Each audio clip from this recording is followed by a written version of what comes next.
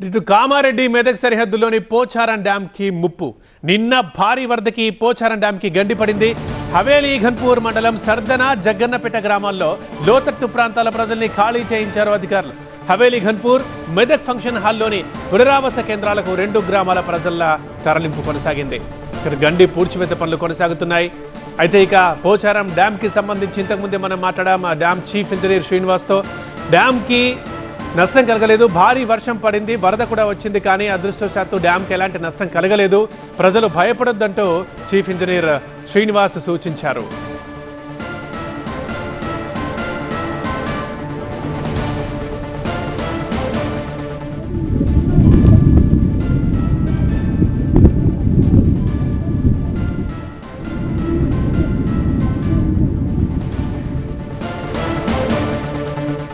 ప్రస్తుతం పోచారం డ్యామ్ దగ్గర మా సీనియర్ కరెస్పాండెంట్ ఎలేందర్ ఉన్నారు, ఆయనతో మాట్లాడదాం లైవ్లో.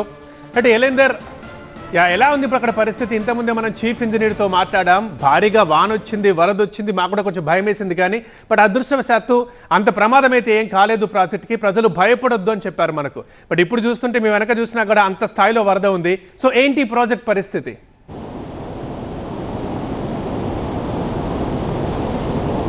దాదాపు 103 ఏళ్ల చరిత్ర ఈ పోచారం డ్యాంకు ఉంది. ఈ నిన్నటి నుంచి కురుస్తున్నటువంటి వర్షాలకి మెదక్, కామారెడ్డి, నిజామాబాద్ ఈ పరిసర ప్రాంతాల్లో కురుస్తున్నటువంటి వర్షాలకి వరద నీరు అయితే బీభత్సంగా ఉధృతి అయితే ఘోరంగా ఉందని చెప్పుకోవచ్చు. ప్రస్తుతం మనం వీడియో జర్నలిస్ట్ శ్రీధర్ చూపిస్తున్నారు విజువల్స్.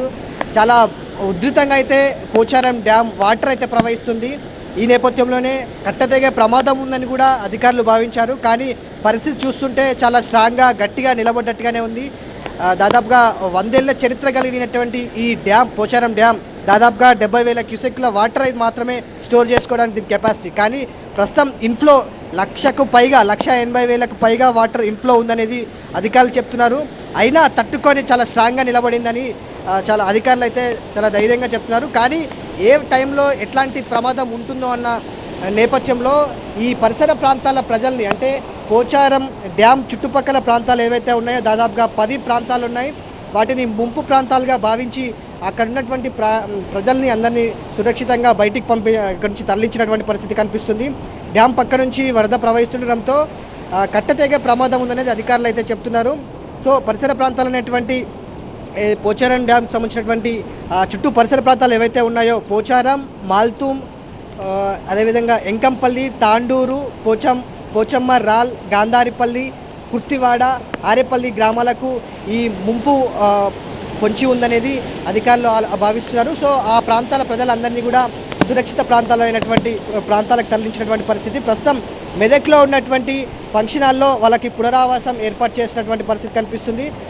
ఇటు ముఖ్యంగా జక్కన్నపేట, సర్దన్న ప్రాంతాలకు, ఆ 2 ఊర్ల ప్రజలకు ఎక్కువగా ఎఫెక్ట్ ఉండే ఛాన్స్ అనేది వీళ్ళు భావిస్తున్నారు. సో వాళ్ళందరినీ కూడా బయటికి ఇక్కడి నుంచి ముందుగా మూవ్ చేసినటువంటి పరిస్థితి.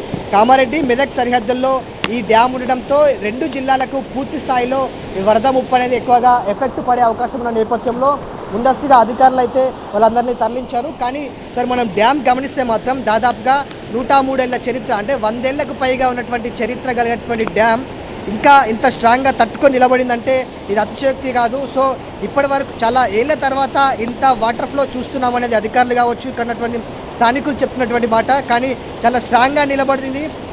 ఈ వాటర్ ఫ్లో కూడా చాలా ఎక్కువగానే ఉంది. ఇంకా కొన్ని రోజుల పాటు, ఒక 4-5 రోజుల పాటు ఈ వాటర్ ఫ్లో ఇలాగే కంటిన్యూ అయ్యే ఛాన్స్ ఉంది. కాబట్టి ఒకవేళ డ్యామేజ్ జరిగే ఛాన్సెస్ కూడా లేకపోలేదు, ఎందుకంటే చాలా భారీ పురాతనమైనటువంటి ప్రాజెక్ట్ కాబట్టి ఎప్పటి వరకు తట్టుకొని నిలబడుతుందో చెప్పలేము. సో అందుకనే ఈ పరివాహక ప్రాంతాలకు సంబంధించినటువంటి ప్రజల్ని, సర్దన్న, జక్కన్నపేటకు సంబంధించినటువంటి వాళ్ళందరినీ కూడా ముందస్తుగా ఇక్కడ నుంచి తరలించామనేది అధికారులు చెప్తున్నారు. సో ఇటు ఇక్కడ నుంచే గెస్ట్ హౌస్ నుంచి అధికారులు ఎప్పటికప్పుడు ఈ పరిస్థితి, వరద ఉధృతి ఎట్లా ఉంది అనే అంశాలకు సంబంధించి కూడా పర్యవేక్షిస్తున్నటువంటి పరిస్థితి కనిపిస్తుంది. ఓవరాల్గా డ్యామ్ అయితే చాలా వరకు 100 ఏళ్ల చరిత్ర కలిగినటువంటి డ్యామ్ అయితే ప్రస్తుతానికి నిండుకుండాలను తలపించి ఉధృతంగా అయితే చాలా సీరియస్గా కనిపిస్తుంది. ఇక్కడికి వస్తే కొంత భయంగా అనిపించినప్పటికీ కూడా కొన్ని రోజుల తర్వాత ఇది టూరిజం ప్లేస్గా కూడా కొన్ని రోజుల వరకు మీద టూరిస్టులు కూడా వచ్చే ఛాన్సెస్ ఎక్కువగా లేకపోలేదు, ఎందుకంటే వాటర్ ఫ్లో అంత ఎక్కువగా ఉంది. చాలా చూడ్డానికి చాలా హుందాగా కనిపిస్తున్నటువంటి పరిస్థితి అయితే కనిపిస్తుంది. రైట్ ఎలేందర్.